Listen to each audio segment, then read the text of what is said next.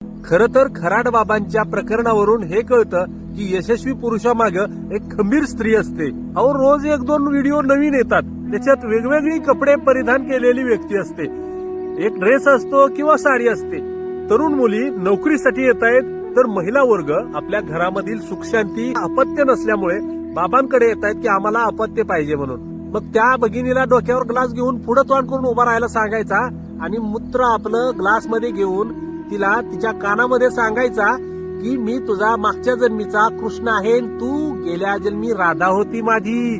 मग माझ्या बरोबर तू डॉक्टर खेळायचं. मग राधा पंचामृतही प्यायची आणि टेबलावर महाप्रसादही घ्यायची. अहो या राधांना 90% कळायचं की हे फ्रॉड आहे, या भोंदू बाबांनी आपल्याला बनवलंय. तरी पण त्या महाप्रसाद घ्यायच्या आणि घरी यायच्या. नंतर जी राधा जास्त आवडली त्या राधेला हा ब्लॅकमेल करायचा ह्या सीसीटीव्ही फुटेजमुळे. आणि खराट महाराजांना खंबीर साथ असणारी त्यांच्या घरची राधा म्हणते की माझे पती निर्दोष आहेत, असं कोणतंही कृत्य त्यांनी केलेलं नाही. विचार करा, टेबलावर एवढे महाप्रसाद देऊन घरी जाऊनही महाप्रसाद देत होता. म्हणजे घरचे सुद्धा खुश.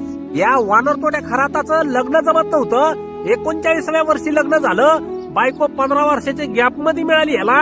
खराट ताई एवढंही खराट घोट बोलू नका, आम्हाला सगळं कळतंय. सरकारने त्याला फाशी देण्याच्या ऐवजी अशा गुन्हेगारांना रोज तडफडून मारायचं.